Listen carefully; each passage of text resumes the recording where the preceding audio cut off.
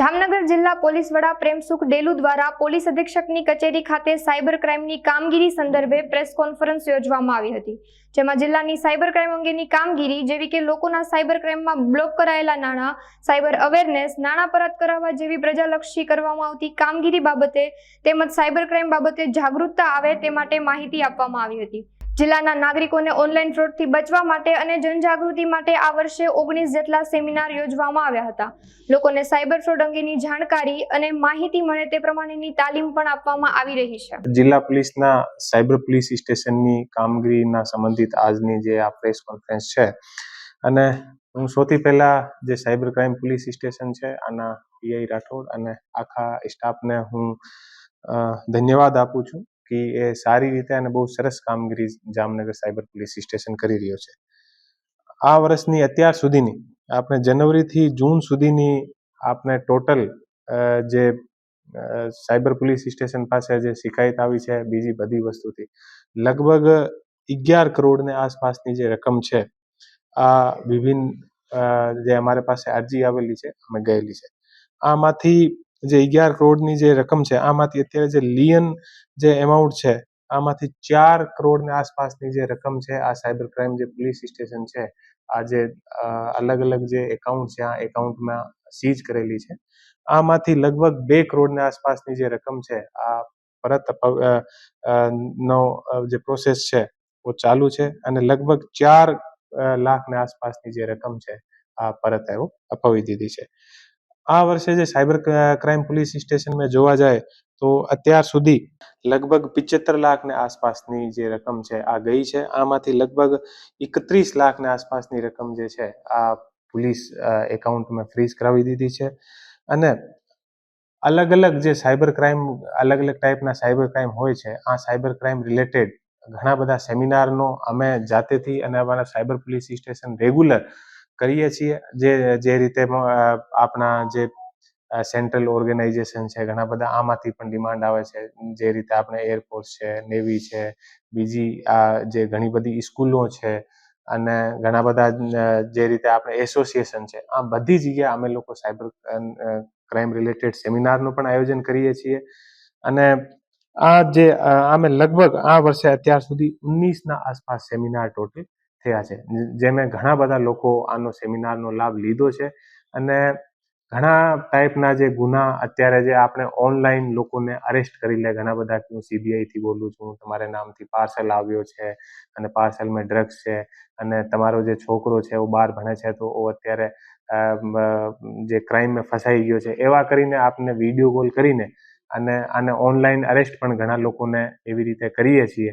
તો આ સંબંધિત પણ અમે જગ્યા અલગ અલગ જગ્યા ઘણા બધા સેમિનાર કરીને લોકોને બતાવીએ છીએ કે એવું ક્યારે કોઈ સીબીઆઈ યા કોઈ પણ એજન્સી યા ઈડી યા જે લોકલ પોલીસ હોય ક્યારેક પણ એવી રીતે ઓનલાઈન ફોન કરીને અને વિડીયો કોલ કરીને અને તમને ના કહે અને એવો કોઈ પાર્સલને યા એવી કોઈ વસ્તુના ચક્કરમાં તમને ફસાવો નથી। અને જુદી જુદી આની જે એમઓ હોય છે કે આમ બેંકથી બોલું છું, બીજી બધી જગ્યાથી અમારા જે મિત્ર છે આર્મીમાં આનો ટ્રાન્સફર થઈ ગયું છે તો આનો જે માલ સામાન છે वो સસ્તી રેટ પર તમને મળી જાય છે। અને આપણે ઘણી બધી સમય શું કરીએ છીએ કે ત્યારે આપણે કોઈ મોબાઈલ નંબર આપણને હેલ્પલાઇન નંબર જોઈએ તો આપણે તુરંત ગૂગલ ઉપર જઈએ અને ગૂગલ ઉપર સર્ચ કરીએ તો એ લોકો સિમિલર ટાઈપની સાઇટ બનાવેલી હોય છે તો આપણને ખબર ના પડે। તો આ રીતે આપણે ત્યાંથી નંબર લઈએ તો આપણને ખબર પડે કે જે કોલ કરીએ તો કોલ પણ જે ફ્રોડ કરવાવાળા હોય આને પાસે જાય છે। તો એવા ઘણા બધા જેટલી એમઓ છે બધી એમઓ ઉપર અમે લોકો અલગ અલગ જગ્યા તાલીમ અત્યારે આપી રહ્યા છે। અને જે સ્કૂલ હોય, જે આપણી બીજી ઘણી બધી મંડળી હોય આ જગ્યાએ અમે સેમિનાર કરી રહ્યા છે। અને જામનગર પોલીસનો અને સાયબર પોલીસ સ્ટેશનના પીઆઈના નેતૃત્વમાં સરસ રીતે આની કામગીરી ચાલી રહી છે। અને હું આમ પબ્લિકને આપણા માધ્યમથી પણ હું એક વિનમ્ર નિવેદન કરું છું કે કોઈને કોઈ પણ જાતનો સાયબર ફ્રોડ થઈ જાય તો આમે લેટ નથી કરવાની, તુરંત અમારી પોલીસથી સંપર્ક કરવાનો। જેટલો ઝડપથી તમે સંપર્ક કરશો તો તમારી રકમ પરત મળવાનો એટલો વધારે ચાન્સ થશે। અને કોઈ તમને ઓનલાઈન ફોન કરીને કહે કે તમારો છોકરો અહીંયા ફસાઈ ગયો યા તમારા નામથી ઓનલાઈન તમને અરેસ્ટ કરી નાખે કે તમે ક્યાંય જવા નથી, તમારી મોબાઈલની સ્ક્રીન પણ એ લોકો શેર કરાવી લે, યા ઘણા બધા લોકો ટેલિગ્રામ પર કે તમને મૂવીની રેટિંગ આપવાની છે, આમે કરીને શરૂઆતમાં તમને 5-10 હજાર રૂપિયા આપે અને પછી તમારેથી પૈસા લઈ લે. તો એવા ઘણા બધા કિસ્સા જે છે એનો ફ્રોડ થાય છે. તો તુરંત અમારેથી સંપર્ક કરે અને એવા કોઈ લોકોને ફસાય ના. તો હું ફરીથી એક વખત સાયબર ક્રાઇમ પોલીસ સ્ટેશનનો આભાર.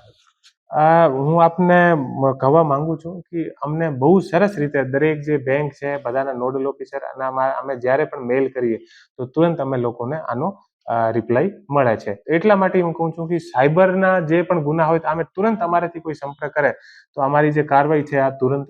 હા, આપણે કોઈ પણ જે છે એ સાયબરના જે સ્પેશિયલ 4 ડિજિટના જે નંબર છે આ પર કોઈ પણ કોલ કરીને અને તુરંત જે છે આના એક ટિકિટ નંબર જનરેટ થઈ જાય અને એ ટિકિટ નંબર લઈને અમારા પોલીસ સ્ટેશન પર.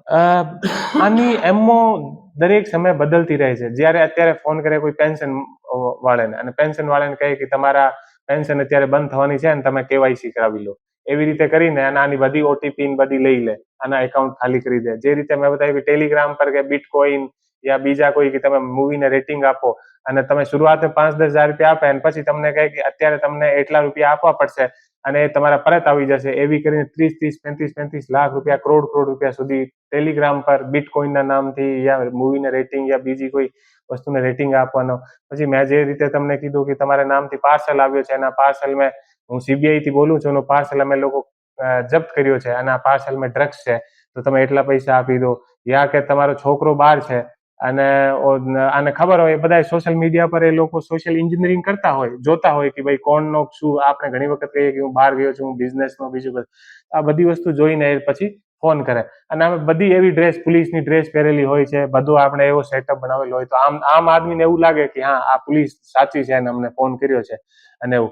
તો આ હું આપને નામ નથી બતાવતો પણ અત્યારની ઘટના છે કે 5-7 દિવસ પહેલી અમારી પાસે એક આવ્યો હતો અને એવી રીતે કે તમારા નામથી પાર્સલ આવ્યો છે અને આની મોબાઈલની સ્ક્રીન પણ જાતેથી શેર કરાવી લીધી અને મોબાઈલમાં સ્કાઈપ પણ સેવ કરાવીને અને 4 દિવસ સુધી આને અરેસ્ટ, કે તમે કોઈને કહેતા નથી અને નહીં તો તમારે બધું.